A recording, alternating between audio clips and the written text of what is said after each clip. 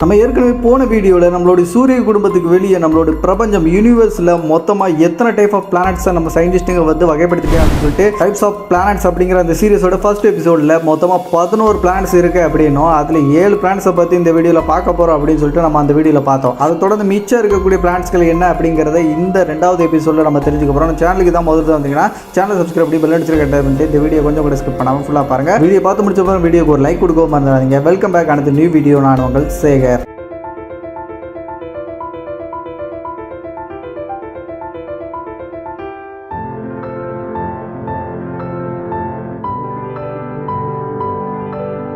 ஃப்ரீசன் world அப்படின்னு சொல்லப்படுற இந்த டைப் ஆஃப் பிளானட் அப்படிங்கிறது ரொம்ப குளிராக இருக்கக்கூடிய கிரகங்கள் அப்படின்னு சொல்லுவாங்க. ஃபார் எக்ஸாம்பிள் நம்ம சோலார் சிஸ்டத்திலே ரொம்ப குளிரான ஒரு கிரகம் அப்படின்னா அது யுரேனஸ் தான். பட் அது தரைப்பகுதி இருக்கக்கூடிய ஒரு பிளானட் இல்லை, அது ஒரு ஐஸ் ஜெயின்ட். பட் இந்த கேட்டகரியில் வரக்கூடிய ஃப்ரீசன் வேர்ல்டு அப்படிங்கிற சொல்லப்படக்கூடிய கிரகங்கள் எல்லாமே தரைப்பகுதி இருக்கக்கூடியதாக இருக்கும். ஆனால் அந்த தரைப்பகுதி முழுக்க ஐஸால் கவர் செய்யப்பட்டிருக்கக்கூடிய ஒரு ஃப்ரீஸ் ஆகி இருக்கக்கூடிய ஒரு பிளானட்னு சொல்லுவாங்க. நம்ம சூரிய குடும்பத்தில் அப்படிப்பட்ட ஒரு கிரகம் இருக்குது, அதுதான் ப்ளூட்டோ அப்படிங்கிறது இன்னைக்கு பிளானட் கேட்டகரி இல்லை, அது ட்ராப் பிளானட் அப்படிங்கிற குறுங்கோள் பட்டியலில் இருக்குது. அதுக்கு காரணம் என்ன அப்படிங்கிறதெல்லாம் நம்ம டீட்டெயிலாக எக்ஸ்பிளைன் பண்ணி நிறைய வீடியோஸ்லாம் அப்லோட் பண்ணியிருக்கோம். வீடியோ பார்த்து முடிச்சப்பறம் கண்டிப்பாக அந்த வீடியோ பாருங்கள். ஆனால் இந்த ஃப்ரீசன் வேர்ல்டு அப்படிங்கிற கேட்டகரி ஏற்ற மாதிரி எக்ஸாம்பிளுக்காக ஒரு பிளானட் எடுத்துக்கணும்னா நம்ம சோலார் சிஸ்டத்தில் இருக்கக்கூடிய இந்த ப்ளூட்டோவை எடுத்துக்கலாம். ப்ளூட்டோவுடைய பெரும்பாலான தரைப்பகுதி அப்படிங்கிறது முழுக்க ஐஸால் கவர் செய்யப்பட்டிருக்கு. ஸோ பிளானட்டில் நீங்கள் எங்கே பார்த்தாலும் அந்த தரைப்பகுதி அப்படிங்கிறது ஃப்ரீஸ் ஆகி உறைஞ்சு போய் தான் இருக்கும். அது மட்டும் இல்லாமல் அந்த பிளானட்டோடைய டெம்பரேச்சர் அப்படிங்கிறது ரொம்பவே லோவாக இருக்கும். -200 டிகிரி செல்சியஸ்லேருந்து 230 டிகிரி செல்சியஸ் வரைக்கும் அங்கே இருக்கக்கூடிய டெம்பரேச்சர் இருக்குது அப்படின்னு சொல்லிட்டு அந்த ப்ளூட்டோ சம்பந்தமாக ஆய்வு பண்ணது மூலமாக சயின்டிஸ்ட்டுங்க சொல்கிறாங்க. ஸோ இதே மாதிரி தான் ஒரு ஃப்ரீசன் பிளானட்டோடைய டெம்பரேச்சர் அப்படிங்கிறது ரொம்ப கம்மியாக இருக்கும். அடுத்து நம்ம பார்க்க போகிற பிளானட் ஜூபிட்டர் சம்பந்தமாக நிறைய விஷயங்கள் நிறைய பேர் வீடியோ பார்த்துருப்பீங்க. ஹாட் ஜூபிட்டர் சொல்லப்படக்கூடிய கேட்டகரியில் இருக்கக்கூடிய எக்ஸோ பிளானட் சம்பந்தமாக கூட கேள்விப்பட்டிருப்பீங்க.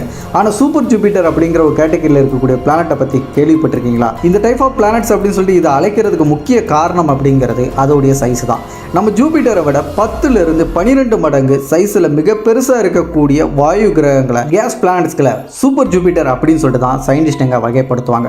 ஸோ இந்த பிளானட்ஸ்களையும் கேஸ் அப்படிங்கிறது முழுக்க அந்த கிரகம் முழுக்க பரவி இருக்கும். தரைப்பகுதி அப்படிங்கிறது இருக்கவே இருக்காது. சேம் ஜூபிட்டரில் இருக்கிற மாதிரியே அதோடைய அட்மாஸ்பியரில் ஹைட்ரஜன் ஹீலியம் மாதிரியான வாயுக்கள் தான் இருக்கும். சில சூப்பர் ஜூபிட்டர் டைப் ஆஃப் பிளானட்ஸ்கள் பார்த்தீங்கன்னா இந்த பிரபஞ்சத்தில் ஒரு மிகப்பெரிய பிளானட்டாக சுற்றிக்கிட்டு இருக்கும். அப்படி சுற்றிக்கிட்டு இருக்கக்கூடிய அந்த பிளானட்டோடைய சைஸும் அதோடைய நிறையும் ஒரு நட்சத்திரமாக உருவாகிறதுக்கு ஏற்ற மாதிரி இருக்கும்.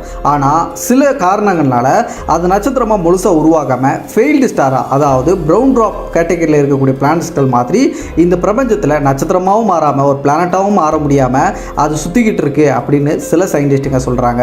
Next mini Neptune. எப்படி வியாழன் கிரகத்தை விட சைஸில் 10 to 12% பெருசாக இருக்கக்கூடிய கிரகங்களை சூப்பர் ஜூபிட்டர் அப்படின்னு அழைக்கிறாங்களோ அதே மாதிரி தான் இந்த மினி நெப்டியூன் அப்படிங்கிற கேட்டகரியில் இருக்கக்கூடிய பிளானட்ஸ் அப்படிங்கிறது நம்ம நெப்டியூன் மாதிரியே சைஸில் சின்னதாக இருக்கும். அதுக்குன்னு ரொம்ப சின்னதில் இல்லை, நம்ம சோலார் சிஸ்டத்திலேயே மிகப்பெரிய கிரகங்களில் இந்த ஜூபிட்டரும் ஒன்று தான். ஆனால் இங்கே சைஸ் சின்னது அப்படின்னு சொல்கிறதுக்கு காரணம் ஜூபிட்டரை விட சின்ன சைஸாகவும் நம்ம பூமியை விட பெருசாக இருக்கக்கூடிய கிரகங்களை இந்த மாதிரி மினி நெப்டியூன் அப்படின்னு கேட்டகரைஸ் பண்ணுவாங்க. இது மினி நெப்டியூன் அப்படிங்கிற அந்த டைப் ஆஃப் பிளானட் சொல்கிறதுக்கு இன்னொரு ரீசன், நம்ம நெப்டியூன் அப்படிங்கிறது கேஸ் பிளானட் கிடையாது, அது ஒரு ஐஸ் ஜெயின்ட். அது ஐஸ் ஜெயின்ட் சொல்கிறதுக்கு முக்கிய காரணம் கேஸ் பிளானட்டுகளில் ஹைட்ரஜன் ஹீலியம் மாதிரியான வாயுக்கள் அதிகமாக இருக்கும். ஆனால் நம்ம நெப்டியூனை பொறுத்த வரைக்கும் அந்த ஹைட்ரஜன் ஹீலியம் மாதிரியான வாயுக்கள் இருக்குது, ஆனால் கேஸ் பிளானட் அளவுக்கு அதிகமாக இருக்குது. கேஸ் அண்ட் ஐஸ் இது ரெண்டும் சேர்ந்து ஒரு மிக்சடான அட்மாஸ்பியர் தான் நெப்டியூனுக்கு இருக்குது.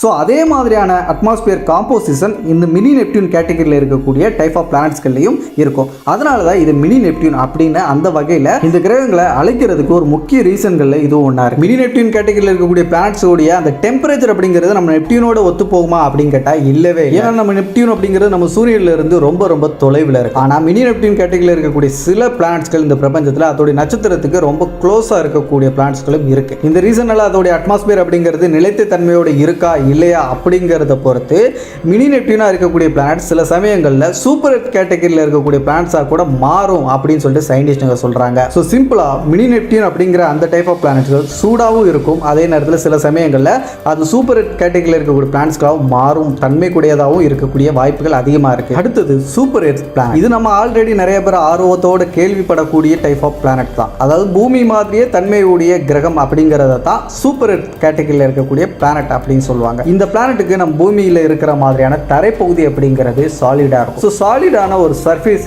இருக்கக்கூடிய இந்த பிளானட் சூப்பர் எர்த் அப்படின்னு சொல்றது காரணம் பூமியை விட சிறந்தது அப்படிங்கிறத மையமாக வச்சு மட்டும் கிடையாது. சைஸ் அடிப்படையில் பூமியோட சைஸை விட 1 to 2% மேலே பெருசாக இருக்கக்கூடிய பிளானட்ஸை சூப்பர் எர்த் அப்படின்னு சொல்லுவாங்க.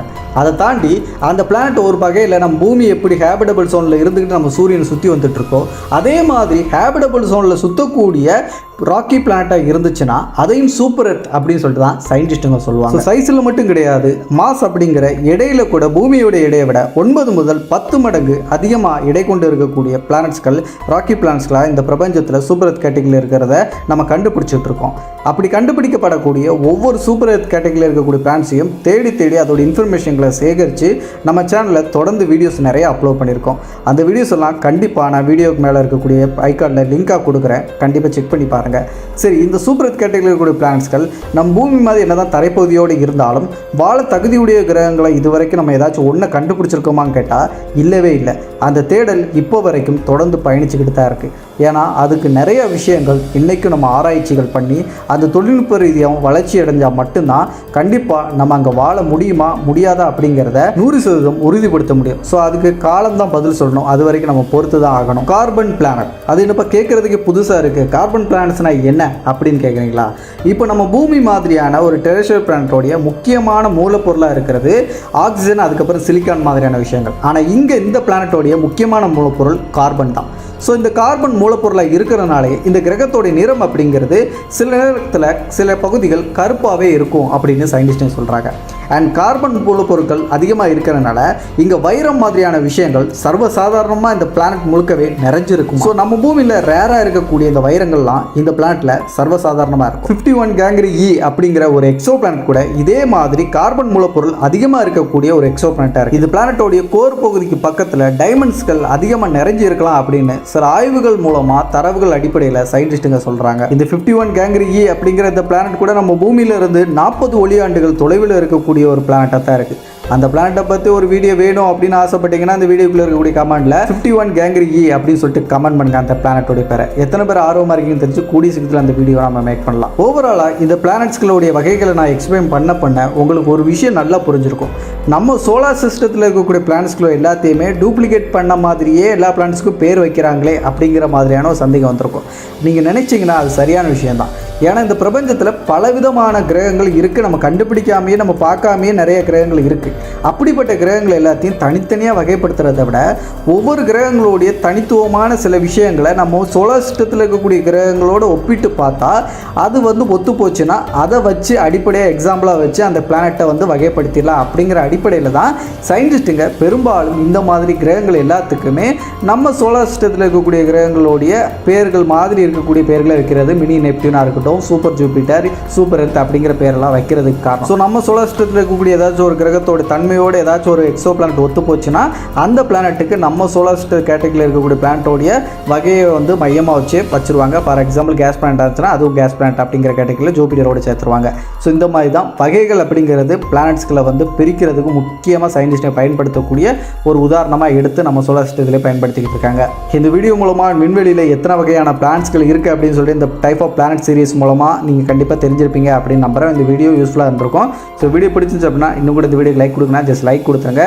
அண்ட் நிறைய பேர் சப்ஸ்கிரைப் பண்ணாமலே பார்த்துட்டு இருக்கீங்க, கொஞ்சம் சப்ஸ்கிரைப் பண்ணி சேனலுக்கு சப்போர்ட் பண்ணுங்கள். நம்ம சேகர் விஷன் அப்படிங்கிற இந்த சேனலை தொடர்ந்து புதிதாக இன்னொரு சேனலும் ஓப்பன் பண்ணியிருக்கோம். சேனலோட நேம் அப்படிங்கிறது சேகர் இன்ஃபர்மேஷன் அப்படிங்கிறது. விண்வெளி மற்றும் அறிவியல் சம்பந்தமான விஷயங்களை தாண்டி நம்மளை சுற்றி நடக்கக்கூடிய ஜியோ பொலிட்டிக்கல் லெவலில் நடக்கக்கூடிய நகர்வுகளாக இருக்கட்டும், சுவாரஸ்யமான ஆச்சரியமான வரலாற்று நிகழ்வுகளை அந்த சேனலில் வித்தியாசமான கோணங்களில் நீங்கள் தெரிஞ்சுக்க முடியும். 2-3 வீடியோஸ் கூட அப்லோட் பண்ணியிருக்கோம்.